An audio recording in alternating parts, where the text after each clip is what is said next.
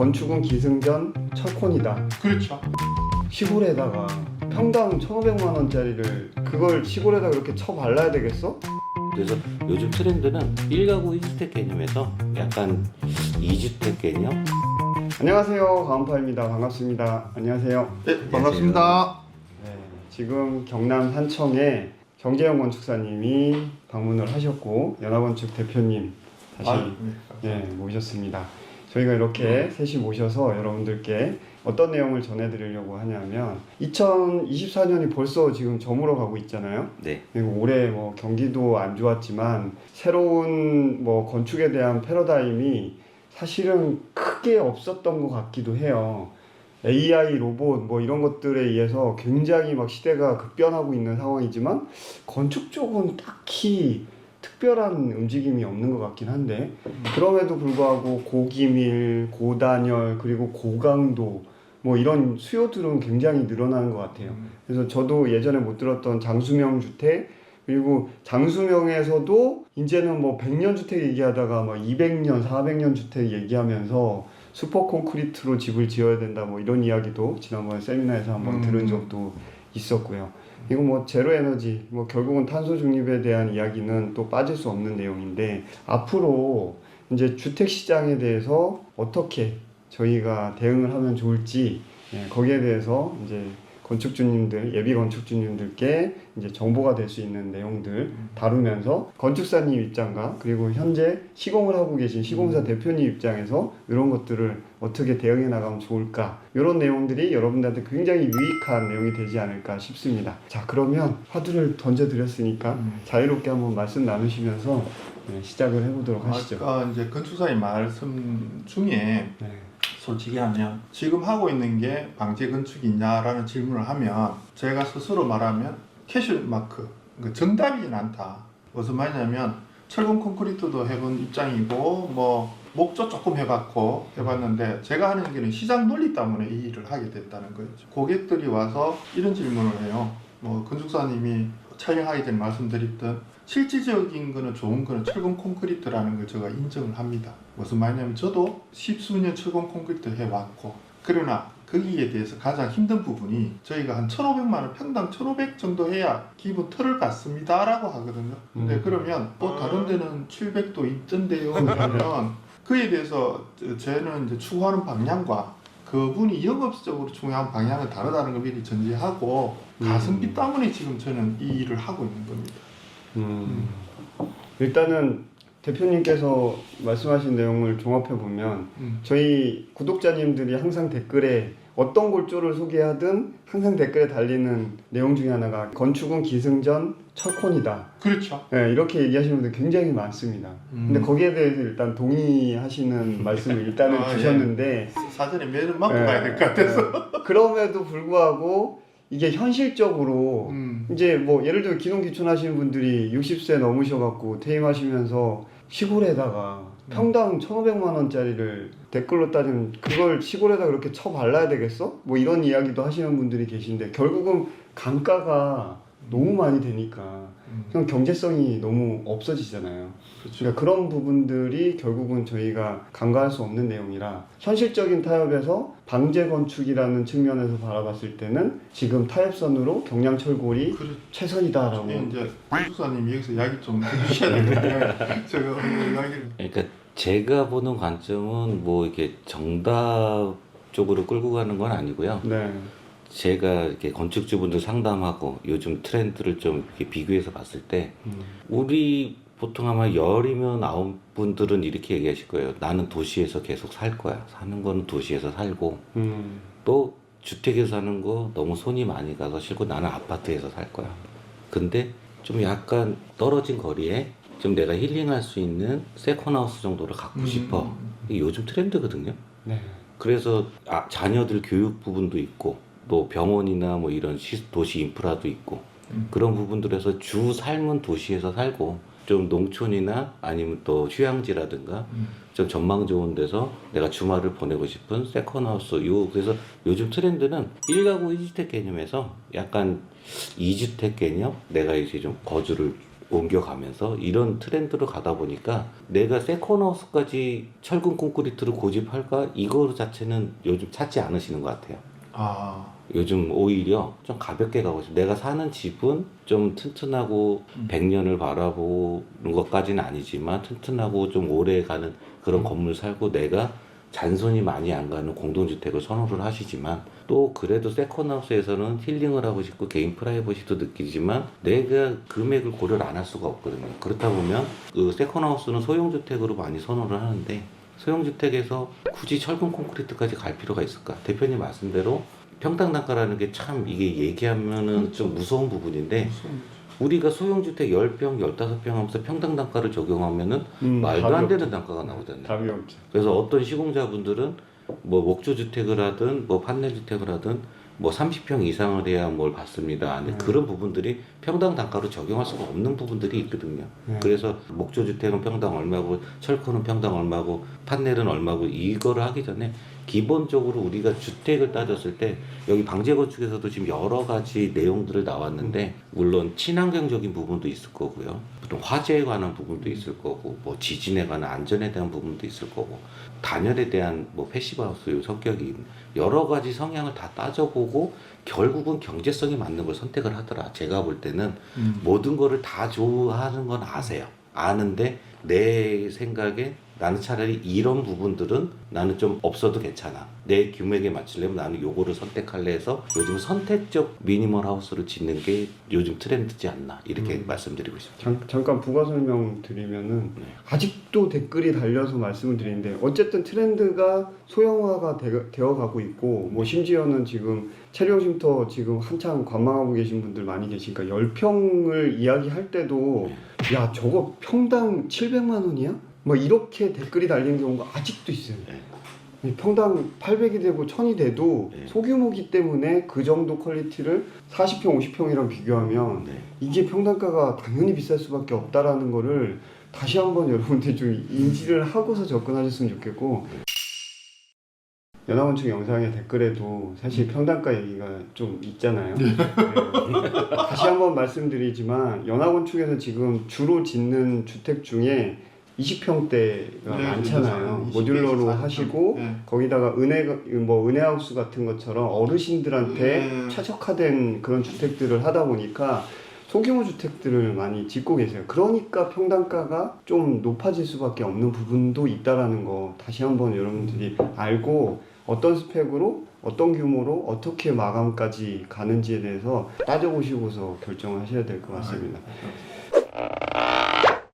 연합건축 이야기하면서 방제건축을 또 이야기하지 않을 수 없으니까 지금 건축 시장의 흐름 자체가 아까도 말씀드렸다시피 이제 고강도랑 장수명, 제로에너지 뭐 이런 것들을 빠뜨리고 갈 수가 없는 상황인데 방제건축의 필요성에 대해서 건축사님은 건축사로서 활동을 하시면서 평소에 이쪽 관련된 거에 관심이 있으셨는지도 궁금하고 필요성에 대해서 어떻게 느끼고 계신지 궁금합니다. 저는 기본적으로 건축물의 첫 번째는 경제성도 아니고 안전이라고 생각하거든요. 1차는 안전. 이 첫 번째는 무조건 안전이고 두 번째가 경제성인데 그 안전 부분에 대해서 뭐 방제건축이라고 지금 연합건축에서 지금 이제 타이틀을 잡아서 항목들을 분류해놓은 걸 보면 뭐 여러 가지가 있어요. 근데 뭐 제가 생각하는 거는 화재, 지진, 화재랑 지진 이런 부분들은 저는 방제건축의 이념이 맞다라고 생각해요. 이런 부분들. 근데 그 뭐 대혼란 대비해서 전쟁 대비나 뭐 이런 부분들은 그거는 건축주의 선택적인 사양이라고 생각하고요. 내가 별도로 금액이 들어가는 뭐 대피소를 만들든 내가 뭐 폭격에 대비해서 뭐 이런 대피소를 만들든 이런 부분들에 대해서는 추가적인 비용이 좀 들어가기 때문에 해도 되고 안 해도 되는 부분이랑 건축주의 선택적인 영역으로 저는 보고요.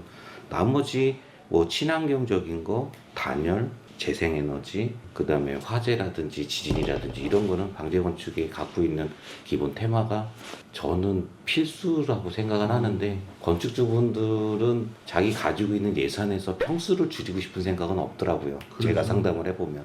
그럼 평수는 줄이지 않고 할 수 있는 방법이 이런 항목들에서 이걸 빼는 거죠. 그렇죠. 네, 근데 제가 건축사로서 추천하는 거는 방제건축의 테마랑 크게 다르지 않습니다. 자, 그러면 갑자기 이제 말씀하시는데 궁금증이 생겼는데 당연히 이제 연합건축 대표님 같은 경우는 지금 방제 건축을 말씀하시면서 강화 경량 철골 쪽으로 시공을 하고 계시니까 네네. 안 여쭤봐도 당연히 답변이 그쪽으로 가실 것 같아요. 그래서 지금 좀 전에 화재 네. 그리고 지진 네. 요게 첫 번째로 말씀을 네. 하셨잖아요. 네. 지진이 사실은 많은 분들께서 계속 댓글에도 달리는 내용 이거 구조적으로 안전하냐 네. 지진 나도 문제 없냐 뭐 대한민국도 지진에 이제 안전하지 않는 나라가 돼버렸으니까 건축사님 입장에서 어떤 골조가 지진에 제일 안전하다라고 생각이 드시는지 소규모 주택 기준으로 제가 지진만 놓고 본다면 네. 저는 목조주택이 지진에 가장 안전하다고 봅니다. 가구식이라고. 네. 네. 이게 이 철근 콘크리트가 가장 일체화가 돼 있는 건데 네. 이 철근 콘크리트가 가장 지진에는 안 좋아요. 그래서 일체화가 된 것으로 더 많이 흔들릴 수가 그 있고. 피로티 구조가 제일 위험하다고 네네, 그쵸. 하잖아요. 그 다음에 볼 때는 이제 저는 경량철골조가 이제 지진에는 좀 좋다라고 보는 거죠. 그러면은 일단 철콘이 일체화된 것도 문제가 될 수 있지만 네. 중량이 엄청나잖아요. 그렇죠. 그러니까 만약에 부서졌을 때 그 안에 뭐라고 하죠? 어쨌든 대피할 수 있는 공간이 그렇죠. 확보되기도 힘들고 그냥 무너지면 그냥 압사당하는 거잖아요. 일본이 네. 목 구조가 성행한 이유가 네. 건축사님 말 맞다나 그런 거겠죠. 지진을 한번 겪어본 사람은 그게 일본처럼 자주 겪는다면 철큰보다는 당연히 목조라는 생각을 할 것 같아요. 근데 또 목조는 또 화재에 또 좀 약간 예민한 부분. 있죠. 그러니까 장단점이 다 있죠. 안 그래도 질문 드리려고 했는데 지진은 잘 버티는 목조지만 네. 지금 두 번째로 이야기하는 화재 문제에 있어서는 화재는 목재가 조금 뭐 목조주택 하시는 분들이 좀 약간의 그 공격이 무섭기는 한데 화재에 대비하면 철근 콘크리트가 가장 저는 낫다고 봅니다. 피복을 하고 있으니까. 네. 이제 방제 건축을 연구하시면서 시공하고 계시는 대표님과 이제 건축사님께 질문을 드리면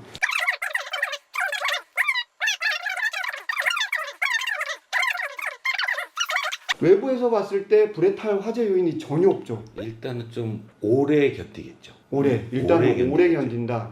저는 화재에 대해서는 불에 안 타는 자재는 없다고 보고요. 다만 이제 소방에서 진압하는 시간까지 네. 좀 더 오래 견딜 수 있는 게 우리가 지금 방제의 기본이거든요. 안 탈 수 있는 자재는 거의 없다고 보고요. 그냥 몇 시간을 버텨주느냐. 그 중에 하나 가장 중요한 거는 방제라는 개념에서 우리나라가 가고 있는 방향들, 우리가 잘못 오도하는 게 불에 안 타는 재료 호도되고 있는 것 같아요. 거기 집을 구성하는 가전제품이라든가 뭐 여러 가지 화재를 일으킨 요인들이 유독가스가 발생을 하잖아요. 그러면 일단 유독가스에서 질식해서 오븐에도 그 호텔 했을 때 건물은 남아있지만 사람들이 다 질식사했잖아요. 열매매 수명. 그러면 제가 이제 방제라는 개념이 들어오냐면 난연이라든가 불연이나 근데 실내 소파도 있고 도배지도 있고 다 있잖아요. 불에 탈 수 있는 모든 것들 다 불연할 수는 없는 거고 단지 집안에 그거에 대비한 기본은 법적인 걸 따라가되 내가 소화 장비라든가 그 다음에 평소에 외부에서 불 끌 수 있는 비용은 그렇게 많이 들지 않는다는 거죠. 실내 불의 가장 대표적인 게 전기 합선이었어요. 우리가 전기가 스파크 일났을 때 600도 스파크가 난 데서 초창기 나는 2급은 700도 10분 건드린 거였거든요. 근데 그것도 부족하다 해서 1500도, 1000도 이랬는데 이게 한국 건축 문화가 진짜 좋은 방향으로 제가 보기에는 가고 있는데 그걸 고객들이 가격에 대비해서 명칭에 대비해서 이걸 고르는 것 같아요. 그러지 말고 방제라는 개념은 뭐냐면 목조를 하든 어쩌냐인데 그 가스레인지 옆에 소화기 하나 갖다 놓는다든가 그는 사고의 전환이 필요하다 이거죠. 철콘주택 불 먹으면 네. 이거 철거해야 되는 거 아니에요? 살릴 수 있어요?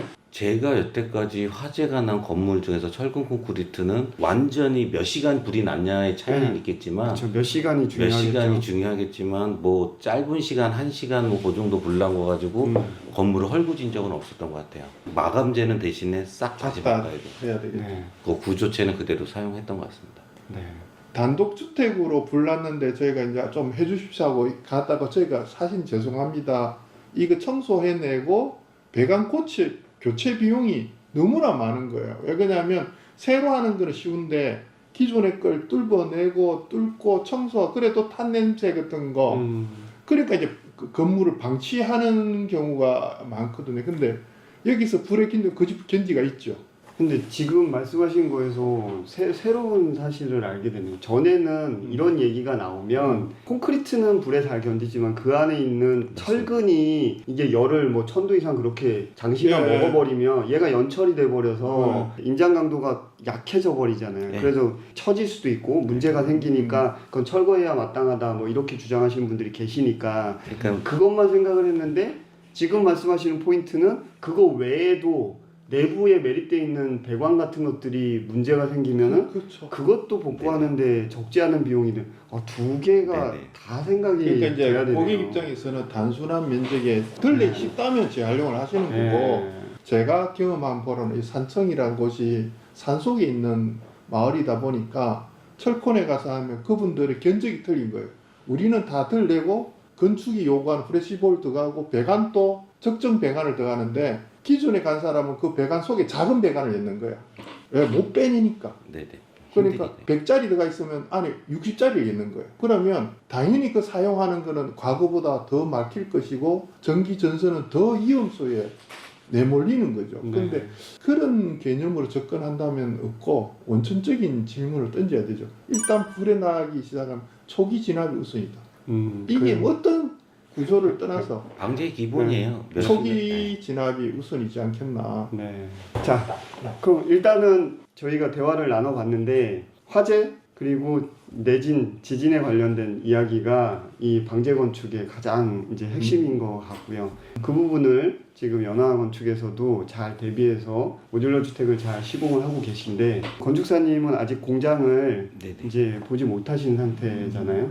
그러니까 오늘 영상으로만 봤던 연화건축의 이 방제 건축 시공 모습을 한번 공장에서 한번 보시고 대표님께서 원하신 것처럼 신랄하게 이 건축사로서 좋은 건 좋다, 애매한 건 애매하다 이렇게 좀 말씀을 해주시면 이제 대표님도 다시 업그레이드 하시는데 당연하죠.